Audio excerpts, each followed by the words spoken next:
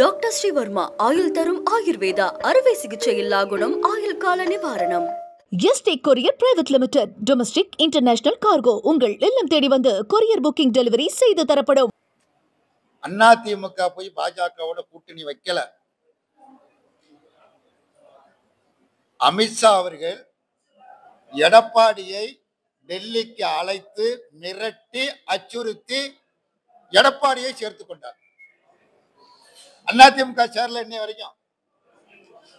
அதிமுக தொண்டர்கள் அதை விரும்பல.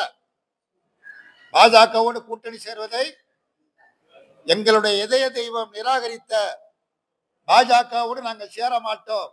அதிமுக தொண்டர்களுடைய நிலை இதுதான். எடப்பாடியை வலுக்கட்டாயமாக நிர்பந்தப்படுத்தி நெருக்கடி கொடுத்து சேர்ந்து விட்டார். இவருக்கு என்ன நெருக்கடி என்பது எல்லோருக்கும் தெரியும். மடியில கணம் இல்ல, வடியில பயம் இல்லைன்னு எல்லாரும் சொல்ற மாதிரி எடப்பாடி சொல்றார். மடியில் கணம் இல்லை என்றால் அமித்ஷாவின் நெருக்கடிக்கு நிர்பந்தத்திற்கு ஆளானது ஏன்ங்கிற கேள்விக்கு பதில் சொல்ல வேண்டும். சரி, ஏதோ ஒரு வகையில எடப்பாடியை நிர்பந்தப்படுத்தி நெருக்கடி கொடுத்து சேர்த்துட்டாரு.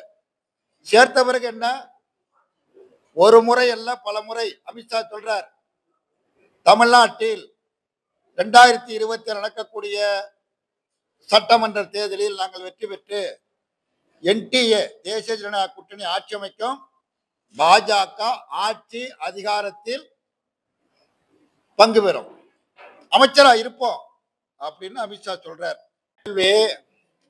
அரசியல்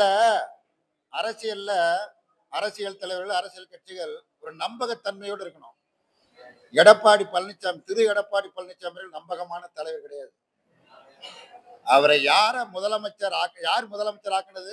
எடப்பாடி பழனிசாமிய சகோதரி சசிகலா, எங்க ஊரு சகோதரி சசிகலா தான் முதலமைச்சர் ஆக்குனாங்க. அந்த அம்மா கதி என்ன? அதோ கதி. சரி, போட்டோம். இவர் முதலமைச்சர் ஆன பிறகு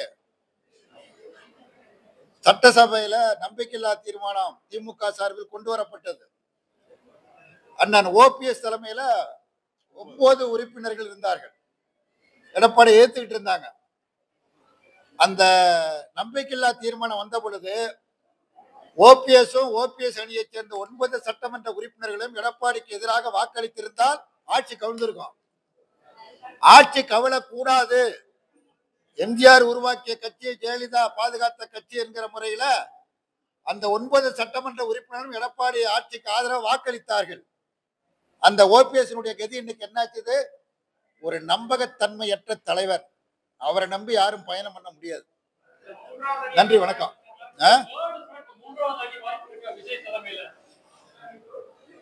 எத்தனை அணி வேணாலும் உருவாகலாம். அது உருவாகுமா உருவாகாதா அது எனக்கு தெரியாது. தமிழ்நாட்டு அரசியல்ல தமிழ்நாட்டு மக்கள் ஏற்றுக்கொள்வது 2 அணியைத்தான். 2 அணிதான். 3வது அணியா ஒரு அணியை மக்கள் ஏற்க மாட்டார்கள். இதை நாங்களே சோதனை பண்ணி பார்த்திருக்கிறோம். நான் எடப்பாடி சொல்வதை ஏற்க மாட்டேன். எங்கள் தலைவர் அமித்ஷா சொல்வதைத்தான் ஏற்பேன். நான் எங்கள் தலைவர் சொன்னதற்கு புறம்பாக இருப்பேனேயானால் நான் எப்படி பாஜக தொண்டனாக இருக்க முடியும்? அதனால கூட்டணி ஆட்சி தான், நாங்கள் மந்திரி தான் என்பதை உறுதிப்படுத்துகிறார்.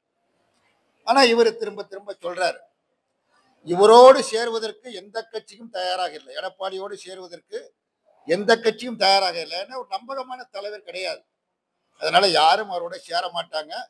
பாஜக அதிமுக அணியே தொடருமா என்பது கேள்விக்குறி. என்றும் உங்களுடன் மை இந்தியா. முக்கிய செய்திகளை உடனுக்குடன் தெரிந்து கொள்ள சப்ஸ்கிரைப் பண்ணுங்க, பெல் பட்டனை பிரஸ் பண்ணுங்க. என்றும் உங்களுடன் மை இந்தியா. டாக்டர் ஸ்ரீவர்மா ஆயுள் தரும் ஆயுர்வேதா அறுவை சிகிச்சை இல்லா குணம் ஆயுள் கால நிவாரணம். Yesterday courier private limited domestic international cargo உங்கள் இல்லம் தேடி வந்து கொரியர் புக்கிங் டெலிவரி செய்து தரப்படும்.